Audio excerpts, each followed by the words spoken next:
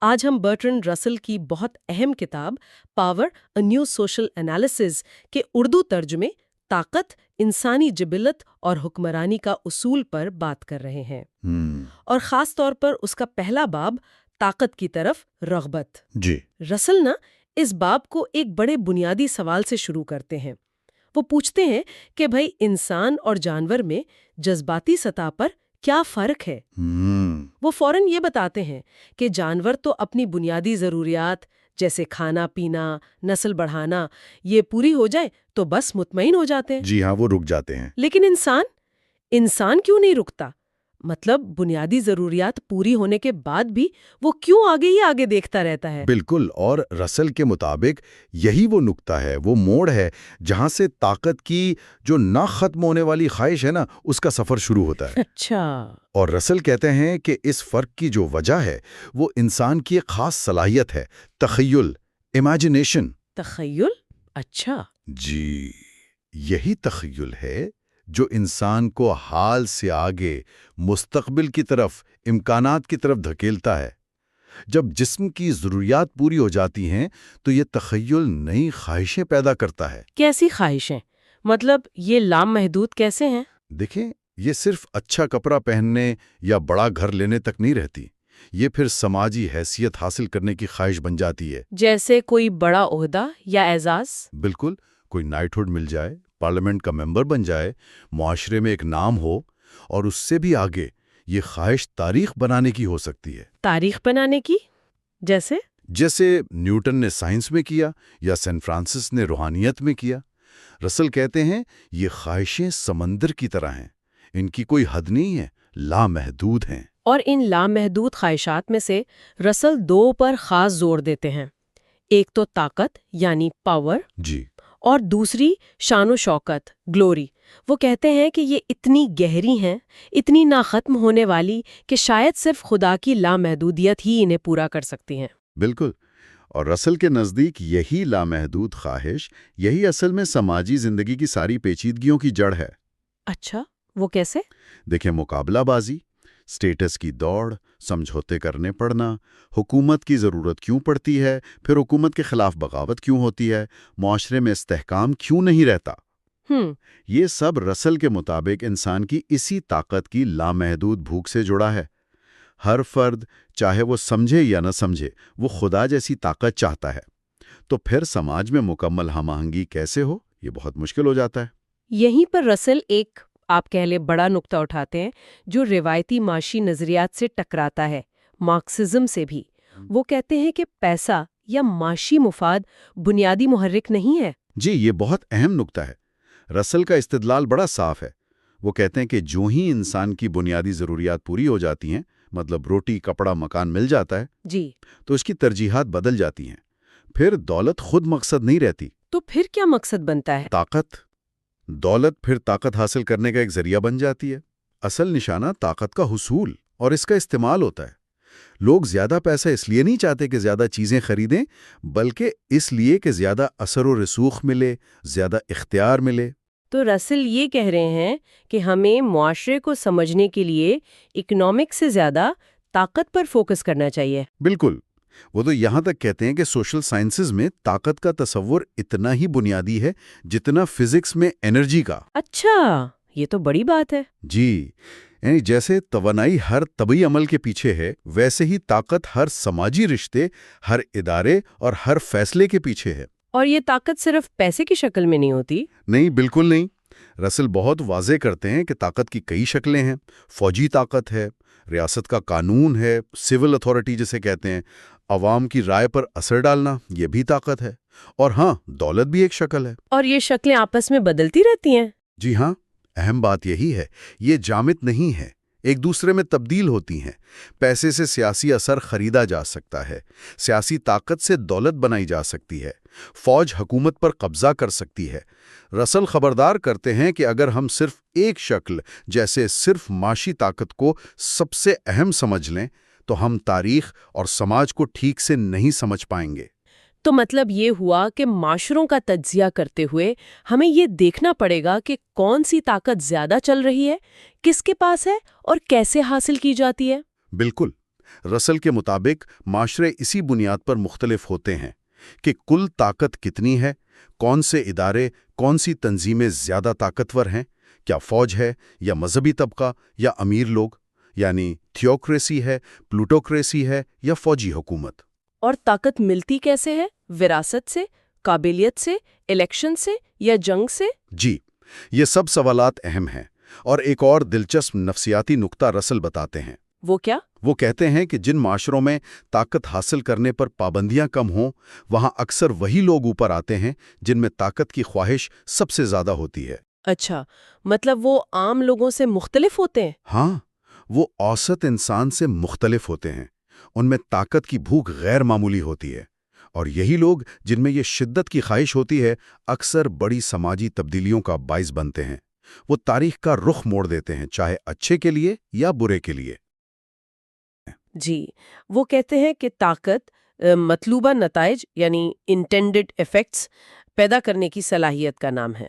صرف اتنی سی بات، مطلوبہ نتائج پیدا کرنے کی صلاحیت؟ ہاں، بظاہر سادہ ہے، لیکن وہ اسے کوانٹیٹیو کانسیپٹ بھی کہتے ہیں، یعنی اس کو ناپا جا سکتا ہے ایک طرح سے۔ اچھا، کوانٹیٹیو کیسے؟ مطلب یہ کہ اگر فرض کریں دو لوگوں کی خواہشات ایک جیسی ہیں، ٹھیک، اور ایک شخص وہ سب کچھ حاصل کر لیتا ہے جو دوسرا چاہتا ہے اور کچھ اضافی بھی، تو ہم کہہ سکتے ہیں کہ اس کے پاس زیادہ طاقت ہے۔ منطقی بات ہے۔ جی، لیکن مسئلہ تب آتا ہے جب لوگوں کے خواہشات ہی مختلف ہوں۔ اب کس کی خواہش کی تکمیل زیادہ طاقت ہے، یہ موازنہ وہ تھوڑا مشکل ہو جاتا ہے۔ صحیح۔ اچھا، تو انسانوں پر طاقت کے حوالے سے رسل نے کیا بنیادی طریقے یا کیا کہیں فارمز بتائی ہیں؟ انہوں نے بنیادی طور پر 3 مین طریقے بتائے ہیں۔ پہلا تو سب سے واضح ہے، براہ راست جسمانی طاقت، یعنی فزیکل پاور؟ بالکل، کسی کو قید کر دینا یا مار دینا۔ فوج، پولیس، یہ اس کی مثالیں ہیں۔ ٹھیک، اور دوسرا؟ دوسرا طریقہ ہے انعامات اور سزاؤں کا استعمال، ریوارڈز اینڈ پنشمنٹس، ترغیب، انڈیوسمنٹ، جیسے کسی کو نوکری دینا یا روک لینا، معاشی فائدے دینا یا نہ دینا۔ زیادہ تر جو اکنامک آرگنائزیشنز ہیں وہ اسی پرنسپل پہ چلتی ہیں۔ اچھا، اور تیسرا طریقہ؟ تیسرا ہے رائے پر اثر ڈالنا، انفلوئنس آن اوپینین، جسے ہم پروپیگنڈا کہہ سکتے ہیں، یا ایک خاص قسم کی عادت ڈالنا، تربیت دینا، جیسے ملٹری ڈرل ہوتی ہے۔ اچھا، تو اسکول، چرچ یا سیاسی پارٹیاں یہ سب اسی میں آئیں گے؟ جی ہاں، بالکل، یہ ادارے لوگوں کے خیالات، ان کے رویوں کو شیپ کرتے ہیں۔ یہ بھی طاقت کا ایک بہت اہم میکانزم ہے۔ رسل نے ان جانوروں کی مثالیں بھی دی ہیں، شاید ان کانسیپٹس کو واضح کرنے کے لیے۔ جی ہاں، وہ مثالیں بہت کارآمد ہیں۔ ان میں وہ انسانی سماج کی پیچیدگیاں نہیں ہوتی نا، جیسے وہ کہتے ہیں کہ سور کو رسی سے کھینچ کر جہاز پر لانا، یہ تو ہو گئی خالص جسمانی طاقت۔ ٹھیک۔ اور گدھا جو گاجر کے پیچھے چلتا ہے، وہ کیا ہے؟ وہ ترغیب ہے، انڈیوسمنٹ، یا ایک طرح کا پروپیگنڈا ہے۔ صحیح، گاجر ایک مطلوبہ چیز ہے۔ بالکل۔ اور جو سدھائے ہوئے جانور ہوتے ہیں، پرفارمنگ اینیملز، وہ تعلیم یا عادت ڈالنے کی طاقت کو ظاہر کرتے ہیں۔ اور وہ بھیڑوں والی مثال، وہ بھی تو تھی۔ ہاں، وہ بھی ہے۔ بھیڑیں جو ایک زبردستی لائے گئے لیڈر، ایک ریم کے پیچھے چل پڑتی ہیں، رسل اسے پارٹی پولیٹکس سے ملاتے ہیں۔ اچھا، کیسے؟ کہ جیسے پارٹیوں میں لیڈر اکثر عوام کی پسند سے نہیں بلکہ کسی اندرونی گروہ، کسی کلیک یا پارٹی باس کے زور پر آ جاتا ہے اور لوگ بس پیچھے چل پڑتے ہیں۔ تو یہ ساری شکلیں وہ کہتے ہیں انسانی معاشروں میں بھی موجود ہیں۔ یہ تو ہو گئیں طاقت کے اظہار کی شکلیں۔ رسل 2 اور اقسام کی بات بھی کرتے ہیں، روایتی طاقت اور ننگی طاقت، ٹریڈیشنل پاور اور نیکڈ پاور۔ ان میں کیا فرق ہے؟ دیکھیں، روایتی طاقت، ٹریڈیشنل پاور، وہ ہوتی ہے جو عادت، رسم و رواج، کسٹم پر مبنی ہو، یعنی جو نسلوں سے چلی آ رہی ہو۔ جی بالکل۔ اسے ہر وقت خود کو صحیح ثابت نہیں کرنا پڑتا، لوگ اسے مانتے ہیں کیونکہ ایسا ہی ہوتا آیا ہے۔ اس کے ساتھ اکثر مذہبی یا نیم مذہبی قسم کے عقائد بھی جڑے ہوتے ہیں جو اس کے مخالفت کو برا سمجھتے ہیں۔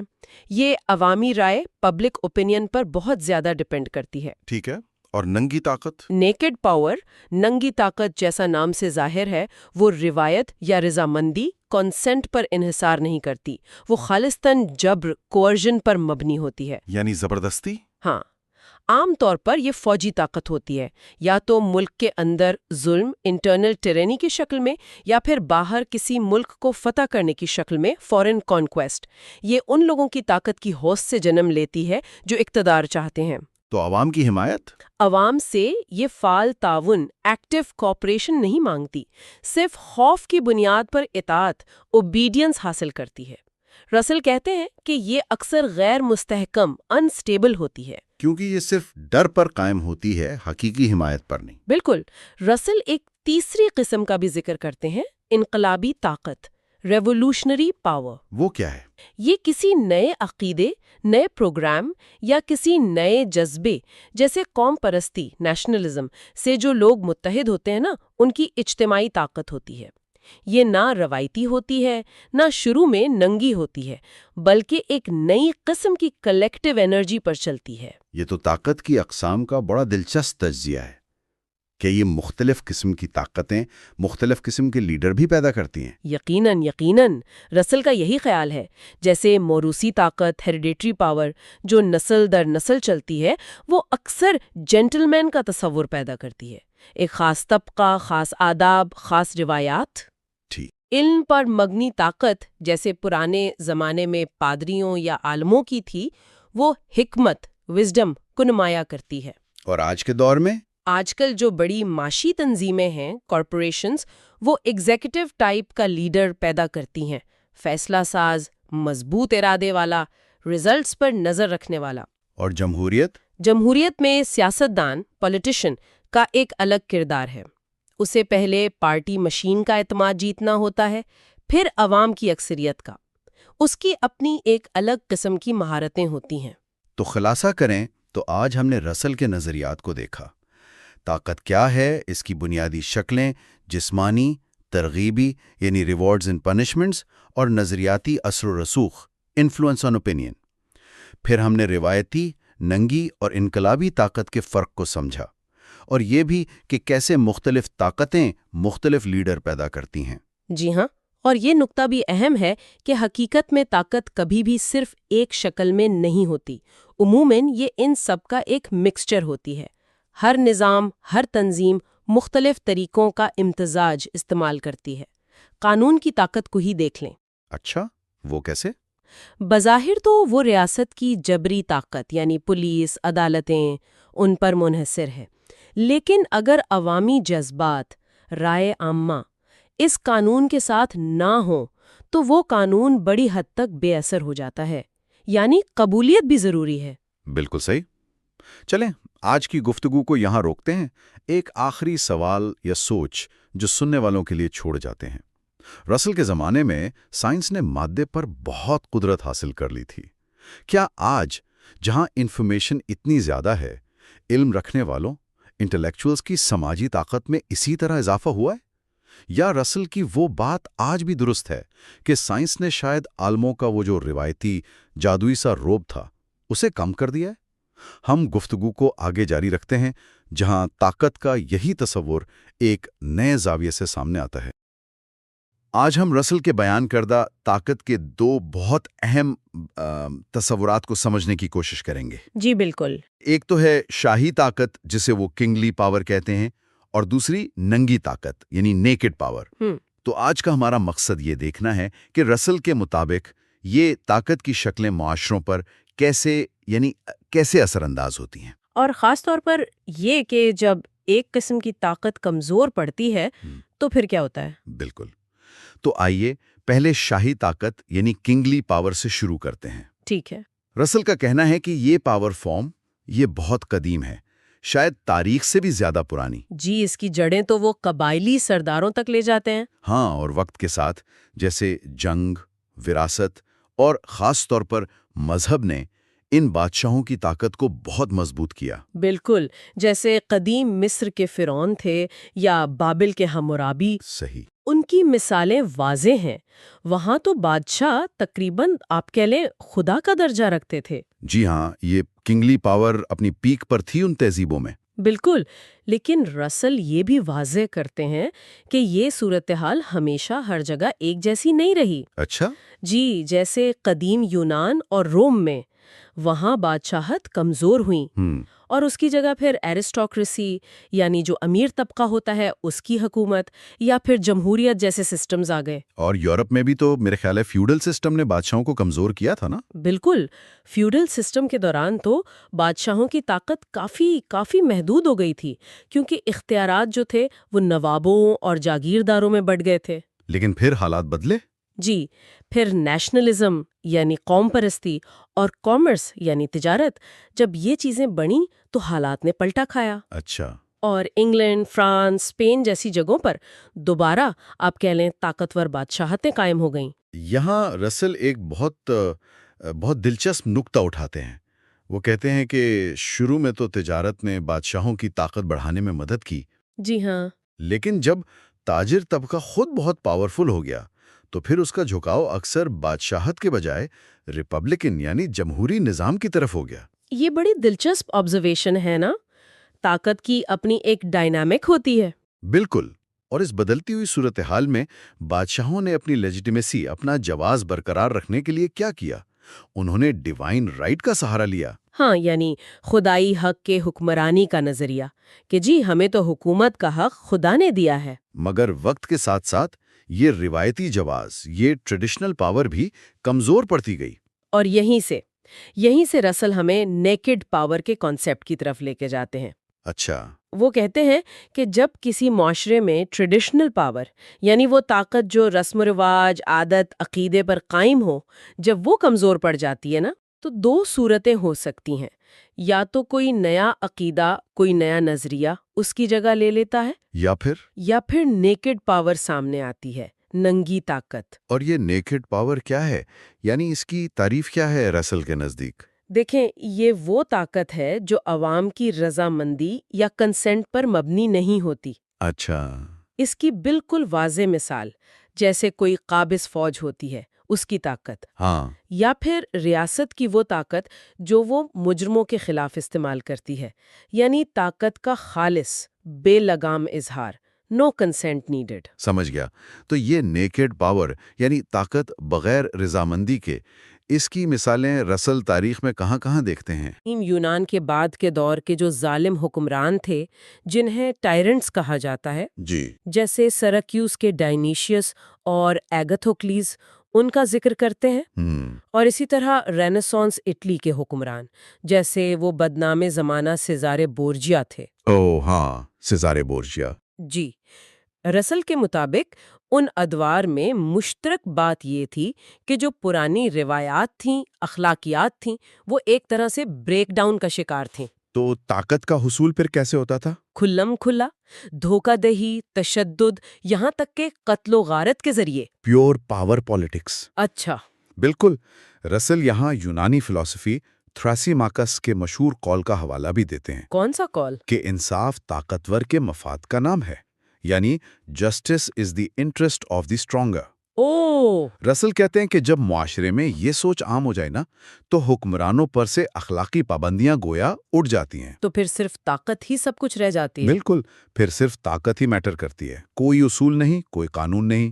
اور ایسی صورتحال اکثر وہ کہتے ہیں ملٹری ٹائرنی یعنی فوجی آمریت کی شکل اختیار کر لیتی ہے۔ یہاں طاقت کا سرچشمہ صرف فوج ہوتی ہے، عوام کی مرضی کا کوئی علل دخل نہیں ہوتا۔ بالکل۔ یہ تو ہوئی سیاسی طاقت کی۔ کیا رسل اکنامک سفیر یعنی معاشی میدان میں بھی نیکڈ پاور کی بات کرتے ہیں؟ جی بالکل کرتے ہیں۔ وہ خاص طور پر ابتدائی انڈسٹریلزم یعنی صنعتی دور کی مثال دیتے ہیں۔ کیسے؟ دیکھیں، اس دور میں جو فیکٹری مالک اور مزدور کا رشتہ تھا وہ بڑی حد تک وہ طاقت پر مبنی تھا۔ اچھا۔ مالک کے پاس ذرائع پیداوار کی طاقت تھی اور مزدور کے پاس اپنی محنت بیچنے کے سوا کچھ خاص نہیں تھا، ایک امبیلنس تھا۔ رسل کہتے ہیں کہ بعد میں جب مارکسزم اور سوشلزم جیسی تحریکیں اٹھیں تو انہوں نے سرمایہ دارانہ نظام کی اس طاقت کے روایتی جواز کو چیلنج کیا، جس سے اس طاقت کا اصل چہرہ، اس کی نیکڈنس زیادہ واضح ہو گئی۔ بالکل، وہ پردہ ہٹ گیا جو روایات یا عقائد نے ڈالا ہوا تھا۔ تو رسل کا مجموعی نتیجہ کیا ہے اس نیکڈ پاور کے بارے میں؟ کیا یہ کوئی اچھی چیز ہے؟ نہیں، بالکل نہیں۔ رسل کا نتیجہ فکر تو یہ ہے کہ یہ نیکڈ پاور تاریخ کی بدترین برائیوں سے جڑی ہوئی ہے، جیسے کہ غلامی، جنگیں، سیاسی مخالفین پر جبر و تشدد، یہ سب اسی کی مختلف شکلیں ہیں۔ تو وہ ایک طرح سے وارننگ دے رہے ہیں۔ جی، وہ خبردار کرتے ہیں کہ اگر انسانیت کو ایک بہتر مستقبل کی طرف جانا ہے تو نیکڈ پاور کے استعمال کو کم سے کم کرنا ہوگا۔ اور طاقت کو قابو میں کیسے لایا جائے؟ طاقت کو قانون کے دائرے میں لانا ہوگا، رسم و رواج کے تابع کرنا ہوگا، اور سب سے بڑھ کر رسل زور دیتے ہیں ایک انفارمڈ پبلک اوپینین، یعنی ایک باخبر عوامی رائے کے تابع لانا ہوگا، تاکہ اس کا استعمال من مانا نہ ہو۔ بالکل، بلکہ اجتماعی بھلائی کے لیے ہو۔ تو آج ہم نے رسل کے ذریعے یہ دیکھا کہ کس طرح کنگلی پاور جیسی روایتی طاقتیں وقت کے ساتھ بنتی ہیں، بگڑتی ہیں، کمزور ہوتی ہیں، اور کیسے ان کے زوال سے بعض اوقات بلکہ اکثر نیکڈ پاور جیسی بے لگام طاقت کے لیے جگہ بن جاتی ہے۔ اور یہ بھی سمجھا کہ طاقت چاہے وہ سیاسی ہو یا معاشی، جب عوام کی رضامندی کے بغیر استعمال کی جائے تو اس کے نتیجے کتنے سنگین ہو سکتے ہیں۔ جی ہاں، رسل کی یہ انالیسز آج بھی ہمیں طاقت کے استعمال، اس کی نوعیت اور اس کے اثرات پر غور کرنے کی دعوت دیتی ہے۔ ہم گفتگو کو آگے جاری رکھتے ہیں، جہاں طاقت کا یہی تصور ایک نئے زاویے سے سامنے آتا ہے۔ انقلابی طاقت یعنی ریولیوشنری پاور اور معاشی طاقت اکنامک پاور۔ بالکل۔ اور یہ دیکھنا اہم ہے کہ رسل کے نزدیک یہ طاقتیں الگ نہیں ہیں بلکہ آپس میں جڑی ہوئی ہیں۔ وہ کہتے ہیں کہ طاقت صرف ملٹری یا پولیٹیکل نہیں ہوتی۔ صحیح۔ نظریات، عقائد، معاشی نظام، یہ سب طاقت کی شکلیں ہیں۔ جی ہاں، اور آج ہم انہی دو یعنی انقلابی اور معاشی طاقت پر ذرا گہرائی میں بات کریں گے۔ ٹھیک ہے، تو انقلابی طاقت سے شروع کرتے ہیں۔ رسل کا کہنا ہے کہ جو ٹریڈیشنل سسٹم ہوتا ہے جی، وہ دو طرح سے ختم ہو سکتا ہے، یا تو پرانے عقیدے وہ کمزور پڑ جائیں اور صرف جسے وہ کہتے ہیں نیکڈ پاور رہ جائے، یعنی طاقت کا کھلا استعمال۔ بالکل، یا پھر کوئی نیا نظریہ، کوئی نیا عقیدہ اتنا مضبوط ہو جائے کہ وہ پرانے نظام کی جگہ لے لے۔ اور یہی دوسری صورت ہے جو انقلابی طاقت کو جنم دیتی ہے۔ تو یہ روایتی طاقت سے مختلف ہوئی؟ ہاں، بنیادی طور پر مختلف ہے۔ اس کی بنیاد نئے عقائد اور لوگوں کی نئی سوچ، نئی ذہنی عادات پر ہوتی ہے۔ البتہ رسل یہ بھی کہتے ہیں کہ کامیاب انقلاب وہ اکثر خود جلد ہی روایتی بن جاتا ہے، اور لمبی جدوجہد ہو تو وہ صرف طاقت کے حصول کی جنگ بن جاتی ہے۔ اچھا۔ لیکن وہ یہ فرق واضح کرتے ہیں کہ جو نظریے کے سچے پیروکار ہوتے ہیں نا، وہ نفسیاتی طور پر ان لوگوں سے مختلف ہوتے ہیں جو صرف اقتدار کے بھوکے ہوں۔ اس کی کوئی مثال جیسے رسل نے ذکر کیا ہو؟ جی، انہوں نے کئی مثالیں دی ہیں، جیسے فرانسیسی انقلاب کی، وہ انسان کے حقوق یعنی رائٹس آف مین کے نظریے سے شروع ہوا۔ ہاں، وہ بڑا پاورفل آئیڈیا تھا۔ بالکل، اس نے بہت سے لوگوں کو موٹیویٹ کیا، لیکن پھر کیا ہوا؟ نپولین آیا، اور وہ طاقت جو انقلابی نعروں سے شروع ہوئی تھی وہ آہستہ آہستہ نیکڈ پاور میں بدل گئی۔ جی بالکل، رسل کے مطابق نپولین کی طاقت پھر خالص فوجی طاقت اور ذاتی ایمبیشن پر مبنی ہو گئی۔ تو یہ ایک مثال ہے کہ کیسے انقلابی جذبہ وقت کے ساتھ صرف اقتدار کی خواہش میں بدل سکتا ہے۔ اچھا، اب آتے ہیں معاشی طاقت یعنی اکنامک پاور پر۔ یہاں رسل کا نقطہ تھوڑا مختلف ہے۔ وہ کہتے ہیں کہ یہ بنیادی طاقت نہیں ہے۔ جی، یہ بڑا دلچسپ پوائنٹ ہے۔ رسل کا موقف ہے کہ معاشی طاقت اصل میں دوسری طاقتوں سے نکلتی ہے، یعنی ریاست کے اندر یہ قانون پر ڈیپینڈ کرتی ہے، اور قانون کو نافذ کون کرتا ہے؟ ریاست اپنی طاقت سے۔ اور بین الاقوامی سطح پر وہاں یہ جنگ یا جنگ کے خطرے پر منحصر ہے۔ رسل کہتے ہیں کہ جو لوگ تاریخ کو صرف معاشی نظر سے دیکھتے ہیں وہ اکثر جنگ اور پروپیگنڈا کے کردار کو نظر انداز کر دیتے ہیں۔ تو پھر اصل طاقت حتمی تجزیے میں کس کے پاس ہے؟ کیا اس کے پاس جو ہتھیاروں کے زور پر فیصلہ کرے کہ زمین کون استعمال کرے گا؟ بنیادی طور پر ہاں، رسل کے مطابق معاشی طاقت کا مطلب ہے یہ طے کرنے کی صلاحیت کہ کس کو وسائل جیسے زمین، فیکٹری استعمال کرنے کی اجازت ہے۔ اور یہ اجازت ریاست دیتی ہے؟ جی، قانون کے ذریعے۔ اور اس قانون کے پیچھے ریاست کی مسلح طاقت ہوتی ہے۔ کرایہ، فصل بیچنا، فیکٹری چلانا، یہ سب اسی اصول پر چلتا ہے۔ یہاں تک کہ کریڈٹ کا نظام بھی قانون اور ریاست کی طاقت پر منحصر ہے۔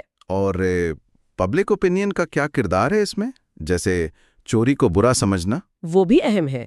معاشی طاقت کو قائم رہنے کے لیے عوام کی رائے یعنی ایک طرح کی سماجی قبولیت بھی چاہیے، لیکن رسل یہ بھی بتاتے ہیں کہ جن کے پاس معاشی طاقت ہوتی ہے یعنی پلوٹوکریسی، امیر طبقہ، جی، وہ کرپشن اور پروپیگنڈا کے ذریعے قانون اور پبلک اوپینین دونوں پر اثر انداز ہونے کی کوشش کر سکتے ہیں۔ لیکن اس کی بھی حدود ہیں۔ بالکل، جیسے ٹریڈ یونینز ہیں، ٹیکس کے قوانین ہیں، یہ چیزیں معاشی طاقت کو محدود کرتی ہیں۔ رسل کا ایک اور اہم نقطہ یہ ہے کہ یہ مختلف قسم کی طاقتیں، فوجی، معاشی، پروپیگنڈا، یہ سب آپس میں جڑ رہی ہیں۔ جی ہاں، اور اکثر ریاست کے ادارے میں اکٹھی ہو رہی ہیں، ایک دوسرے کو سپورٹ کرتی ہیں۔ فوجی طاقت سے معاشی فائدے حاصل ہوتے ہیں اور معاشی دولت سے فوجی طاقت بڑھتی ہے۔ اسی سلسلے میں وہ مارکسزم پر بھی کچھ بات کرتے ہیں۔ جی، وہ مارکس کے طبقاتی جنگ، کلاس وار کے نظریے پر کچھ سوالات اٹھاتے ہیں۔ اچھا، کس طرح کے سوالات؟ وہ کہتے ہیں کہ اول تو ضروری نہیں کہ سرمایہ دار ہمیشہ حد سے زیادہ استحصال کرے۔ دوم، پرولتاریہ یعنی مزدور طبقہ ہمیشہ اکثریت میں نہیں ہوتا یا متحد نہیں ہوتا۔ اور سب سے اہم بات؟ سب سے اہم رسل کے مطابق قومی وفاداری اکثر طبقاتی وفاداری پر حاوی ہو جاتی ہے، جیسے پہلی جنگ عظیم میں ہوا کہ مختلف ملکوں کے مزدور آپس میں لڑنے کے بجائے اپنے اپنے ملک کے لیے لڑے۔ بالکل، تو ان کے نزدیک طبقاتی جنگ اتنا یونیورسل محرک نہیں جتنا مارکس سمجھتے تھے۔ تو خلاصہ یہ ہوا کہ رسل کے لیے اکنامکس کوئی الگ تھلگ چیز نہیں ہے۔ جی نہیں، یہ طاقت کی ایک وسیع تر science, a science of power کا حصہ ہے، جو فوجی طاقت، قانون اور پروپیگنڈا ان سب سے جڑی ہوئی ہے۔ یعنی انقلابی طاقت جو نظریے سے آتی ہے اور معاشی طاقت جو وسائل اور قانون پر مبنی ہے۔ یہ دونوں اہم ہیں، لیکن یہ اکیلے کام نہیں کرتی۔ یہ مسلسل فوجی طاقت اور پبلک اوپینین کو شیپ کرنے والی طاقت یعنی پروپیگنڈا کے ساتھ انٹریکٹ کرتی ہیں اور اکثر ریاست میں اکٹھی ہو جاتی ہیں۔ یہ واقعی ہمیں سوچنے پر مجبور کرتا ہے کہ آج کے دور میں جہاں ریاست اور بڑی کارپوریشنز کی طاقتیں اتنی ملی ہوئی ہیں، کیا ہم ان طاقتوں میں فرق کر بھی سکتے ہیں، یا وہ نیکڈ پاور جس سے رسل خبردار کر رہے تھے وہ زیادہ غالب آ رہی ہے؟ ہم گفتگو کو آگے جاری رکھتے ہیں جہاں طاقت کا یہی تصور ایک نئے زاویے سے سامنے آتا ہے۔ اچھا، تو رسل کا ایک بڑا دعویٰ باب 9 میں یہ ہے کہ ظاہر تو سب سے بڑی طاقت رائے عامہ کی ہے، پبلک اوپینین کی، یعنی فوجیں لڑتی ہیں، حکومتیں چلتی ہیں، معیشت کام کرتی ہے۔ کیوں؟ کیونکہ لوگ ان سسٹم پر یقین رکھتے ہیں۔ اگر عوام کا یقین اٹھ جائے تو یہ سارے ڈھانچے کمزور پڑ جاتے ہیں۔ یہ تو کافی سیدھی بات لگتی ہے۔ ہاں، لگتی ہے، لیکن یہی رسل ایک بہت ہی دلچسپ، آپ کہیں ٹوسٹ ڈالتے ہیں۔ وہ کہتے ہیں کہ یہ تصویر کا صرف ایک رخ ہے۔ اوپینین جتنی طاقتور ہے اتنی ہی نازک بھی ہے، کیونکہ طاقت خود یعنی فورس وہ اوپینین کو بنا بھی سکتی ہے، بدل بھی سکتی ہے۔ اچھا، جی، تاریخ بھری پڑی ہے مثالوں سے جہاں ریاست نے طاقت استعمال کر کے خاص نظریات یا مذاہب کو عوام میں پھیلایا۔ رسل ایک سائیکل کی بات کرتے ہیں۔ پہلے کچھ لوگ پرسویژن سے قائل ہوتے ہیں، پھر طاقت استعمال ہوتی ہے تاکہ باقی آبادی تک صحیح پروپیگنڈا پہنچے، اور آخرکار اکثریت واقعی اس پر یقین کرنے لگتی ہے، اور پھر شاید کھلی طاقت کی ضرورت کم ہو جاتی ہے۔ یہ سائیکل والی بات تو بہت گہری ہے، یعنی رائے عامہ طاقت کا سورس بھی ہے اور طاقت کا رزلٹ بھی۔ بالکل۔ ہاں، لیکن رسل سائنس کی مثال بھی دیتے ہیں جو شاید اس پیٹرن سے تھوڑی مختلف ہے۔ سائنس نے رائے عامہ کو طاقت سے نہیں بدلا، بلکہ ریزن سے، حقائق سے، اپنی یوٹیلیٹی سے، جیسے سمندری سفر میں بہتری آئی یا جنگی ٹیکنالوجی میں۔ صحیح کہا، سائنس ریزن کی طاقت کو ظاہر کرتی ہے۔ دوسری طرف رسل کہتے ہیں مذہبی عقائد یا آج کل کی جو ایڈورٹائزنگ ہے وہ اکثر حقائق کے بجائے انسانی ڈیزائرز پر اور مسلسل تکرار ایٹریشن پر انحصار کرتی ہے۔ پروپیگنڈا سب سے زیادہ مؤثر تب ہوتا ہے جب وہ لوگوں کی پہلے سے موجود خواہشات سے جڑ جائے، چاہے وہ اچھی صحت کی خواہش ہو، قومی عظمت کی یا روحانی نجات کی۔ وہ ان خواہشات کو استعمال کر کے یقین پیدا کرتا ہے۔ تو اگر اوپینین کو طاقت سے شیپ کیا جا سکتا ہے تو پھر ان عقائد کا کیا جو بہت شدت سے، بہت جنون سے اپنائے جاتے ہیں، جنہیں رسل فنیٹیکل کریڈز کہتے ہیں؟ باب 10 میں وہ اس پر بات کرتے ہیں۔ وہ اسلام کے ابتدائی دور کی مثال بھی دیتے ہیں کہ کیسے ایک مضبوط عقیدے نے کم وقت میں ایک بڑی سلطنت کی بنیاد رکھنے میں مدد کی۔ جی، وہ تسلیم کرتے ہیں کہ ایسے عقائد میں زبردست طاقت ہو سکتی ہے، ایک موبلائزنگ فورس بن سکتی ہیں۔ لیکن رسل فوراً خبردار بھی کرتے ہیں۔ وہ کہتے ہیں کہ اکثر ایسی جنونیت، فینیٹسزم، یا تو ناکام ہوتی ہے یا پھر کامیابی بہت مختصر عرصے کی ہوتی ہے۔ صرف جوش و جذبہ کافی نہیں ہوتا۔ اصل میں پریکٹیکل عوامل جیسے جنگی حکمت عملی، معاشی وسائل، یہ پائیدار کامیابی کے لیے بہت ضروری ہیں۔ ٹھیک۔ اس سے بھی اہم بات رسل متنبع کرتے ہیں کہ جب عقیدے کی یکسانیت، یونیفارمٹی پر حد سے زیادہ زور دیا جائے، خاص طور پر اگر وہ عقیدہ حقائق سے ٹکرا رہا ہو، تو یہ معاشرے کی ذہانت کو دبا دیتا ہے، مطلب انٹیلیجنس کو سپریس کرتا ہے، اور اس کا نتیجہ پھر تکنیکی اور فوجی کمزوری کی صورت میں نکل سکتا ہے۔ یعنی ایک طرف تو سوشل کوہیژن کے لیے، معاشرتی ہم آہنگی کے لیے مشترکہ عقائد ضروری ہیں، لیکن اگر وہ حقیقت سے دور ہوں یا زبردستی مسلط کیے جائیں تو وہ فائدے کے بجائے نقصان دہ ہو سکتے ہیں۔ بڑا نازک توازن ہے یہ تو۔ بالکل، اور یہی توازن ہمیں تنظیموں یعنی آرگنائزیشنز کے تجزیے کی طرف لاتا ہے۔ اس پر رسل باب 11 میں بات کرتے ہیں۔ رسل کا نظریہ یہاں بہت دلچسپ ہے۔ وہ تنظیموں کو تقریباً جانداروں، آرگنائزمز کی طرح دیکھتے ہیں۔ ان کا کہنا ہے کہ تنظیموں میں بالکل زندہ چیزوں کی طرح ایک اندرونی رجحان ہوتا ہے، بڑھنے کا، دوسری تنظیموں سے مقابلہ کرنے کا، اور آخرکار زوال پذیر ہونے کا۔ اور اس کی سب سے بڑی مثال ریاست یعنی اسٹیٹ ہے نا؟